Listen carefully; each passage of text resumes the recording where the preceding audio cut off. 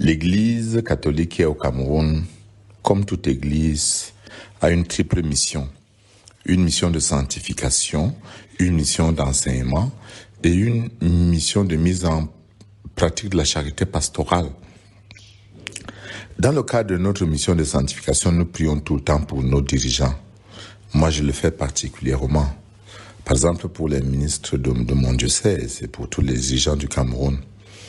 Dans la dynamique de la charité, de la foi qui agit dans la charité, nous avons une pastorale sociale que personne ne peut remettre en cause. Ceci concerne l'enseignement catholique, la santé, notre présence auprès des détenus, des orphelins et des enfants vulnérables.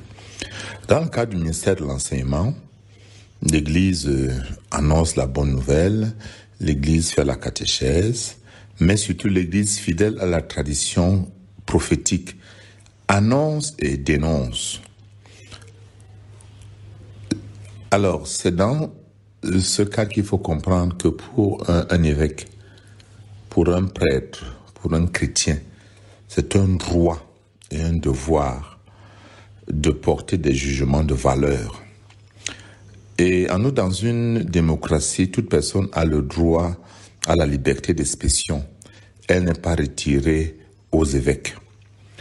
Alors dire que la politique aux politiciens, la religion aux religieux, c'est dire que je n'ai pas le droit de dire que quelque chose est bien ou quelque chose n'est pas bien. En août dernier, les évêques de Bamenda ont dénoncé la torture, l'extorsion, les pertes importantes en vie humaine et en biens matériels, les déplacements forcés, l'obstruction du droit de séjour, la circulation dans ces régions et bien d'autres situations de frustration à cause de la situation que créent les ambassonniers. Et tout cela est vu normalement. C'est pas la première fois que l'Église parle des situations sociales. L'Église a écrit une lettre, la toute dernière, c'était sur les élections. L'Église a parlé de la corruption, l'Église a parlé de la famille. L'Église a toujours apporté sa voix sur la situation socio-économique et sociale, sur la situation sociale, économique et politique du Cameroun. Ce n'est pas la première fois. Et quand le représentant du Saint-Siège était ici récemment, il a dit ceci, que les évêques doivent être unis pour défendre la justice et le bien commun. Il nous a encouragés à ne pas hésiter à faire entendre la voix de l'Église qui est au Cameroun pour défendre la justice et la paix, surtout dans les moments difficiles que traverse le pays ou lorsque les circonstances l'exigent. Pour cela, il recommandait aux évêques de parler d'une seule voix et d'être unis, même lorsqu'ils ont l'impression de ne pas se faire entendre. Ceci se retrouve encore dans le site du Saint-Siège. C'était Monseigneur Gallagher qui disait ainsi. Vous me demandez si, au regard de l'actualité brûlante au Cameroun, nous pouvons dire que l'Église catholique a tourné le dos au régime en place, dirigé par le président Paul Biya. L'Église catholique a célébré récemment les 10 ans de l'accord cadre entre le Saint-Siège et l'État du Cameroun. Et c'est pour le moment la dynamique qui reste. Il existe entre le Cameroun et l'Église, entre l'État, le gouvernement et l'Église, des relations de cordialité, de co-responsabilité dans le respect réciproque qui règne entre nos deux institutions. Le principe du respect de l'autonomie de l'État et de l'autonomie de l'Église doit être respecté par les deux parties. Alors, est-ce que ça signifie que si un évêque assassine quelqu'un ou commet une gaffe énorme, il ne puisse pas être poursuivi? Si on l'a vu en France, on l'a vu ailleurs, l'État a le droit d'exiger, par exemple, que dans nos écoles, les employés payent l'impôt, que nous respections les programmes dans nos écoles, que dans le cas de la santé, qu'on respecte X, Y et Z, tout ce qui est du devoir régalien de l'État. Maintenant, l'Église respecte aussi la liberté de cette institution sociale reconnue. Alors, l'Église qui est au Cameroun doit être considérée comme un partenaire de l'État. Et un partenaire n'est pas celui qui dit oui, oui, oui. C'est un bon partenaire est celui qui dit oui, mais qui peut aussi dire non. Il faut qu'on puisse accepter que l'Église puisse avoir de temps en temps une voix discordante. L'Église ne tourne son dos à personne. Le président Paul Biya est un fils de Dieu comme tout le monde. Tous les autres, qu'ils soient opposants, ils sont des fils de Dieu comme tout le monde. Nous, de l'Église, nous ne proposons pas un système politique. Nous proposons comme valeur suprême la recherche du bien commun, la bonne gouvernance. Si nous faisons un état des lieux, nous pouvons constater un certain nombre de choses, nous tous, des choses positives et des choses négatives.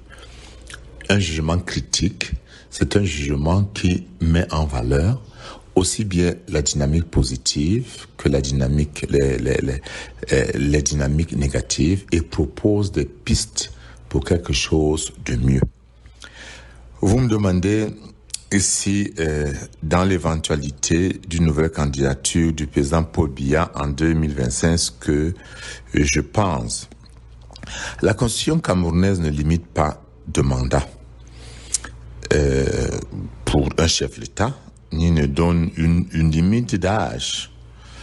Je me rappelle il y a de cela quelques années, faisant une distinction en philosophie qu'on appelle puissance et acte, le cardinal Toumi disait qu'il est un Camerounais et qu'à cet égard, il pouvait être candidat aux élections présidentielles. Ça fait tout un tollé. Mais il faut distinguer ce qu'on appelle la puissance et l'acte. Moi qui parle, j'ai tous mes droits. Rien ne m'interdit de me proposer, de proposer ma candidature comme président de la République. Rien ne me l'interdit. C'est à moi de juger. Est-ce que c'est ma mission à moi? Alors, le problème avec la candidature du président Paul Biya est double. C'est à lui de décider s'il se sent capable, apte à se présenter. L'autre partie revient aux Camerounais. Est-ce que les Camerounais jugent dans leur majorité qu'ils confient encore leur destinée au président Paul Biya? C'est pas à un seul homme, en dehors du président lui-même, de décider.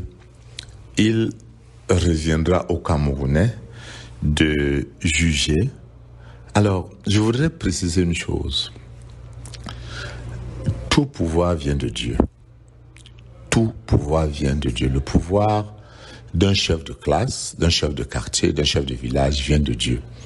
Le pouvoir du président de la République vient de Dieu. C'est une élection. Une élection, pas une élection dans les urnes.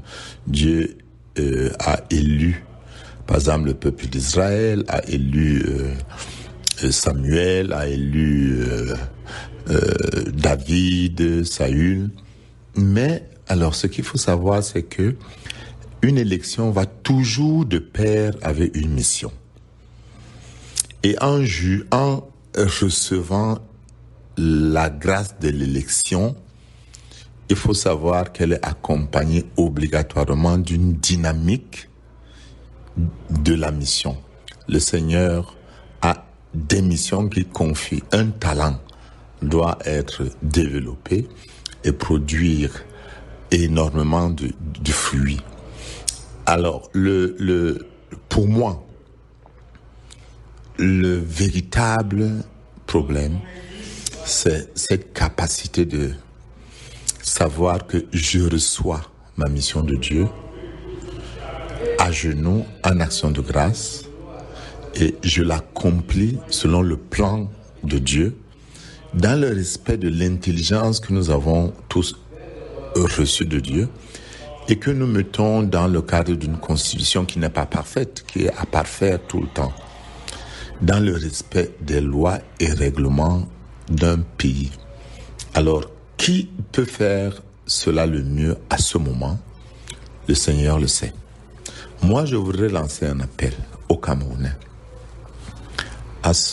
aux chrétiens, aux religieux, musulmans ou de tout autre bord, aux hommes de bonne volonté. Nous devons tourner les yeux vers le Seigneur et dire, Seigneur, aide-nous, guide-nous, conduis-nous, donne-nous le dirigeant que toi-même, Dieu, tu veux ici et maintenant pour notre pays. Et que Dieu agisse par sa puissance. Ça, c'est le premier appel. Le deuxième appel que je voudrais lancer, le pape François consacre cette année à l'espérance. L'espérance, dans la conception chrétienne, c'est une vertu que l'Esprit Saint dépose dans notre cœur qui nous guérit du découragement, du désespoir et de la présomption. Et qui nous projette dans la persévérance, dans la créativité, dans l'entrepreneuriat, dans la recherche de ce qui est beau, digne de l'éloge, de ce qui est bien. Moi, je voudrais appeler les Camerounais à rechercher, à se battre contre le découragement, contre le désespoir et à entrer dans une dynamique de résistance, de persévérance, d'entrepreneuriat, de créativité. Avec le président Paul Biya, avec n'importe qui, nous aurons toujours besoin de Camerounais et de Camerounaises qui sont habités par la dynamique de la persévérance, de l'entrepreneuriat, de la créativité, de la recherche du beau. Construisons notre pays. Au temps du référendum, c'est dans la partie anglophone, ils chantaient cette fameuse chanson où disait Cameroun is our country. Le Cameroun est notre pays. C'est à nous de le construire. Merci.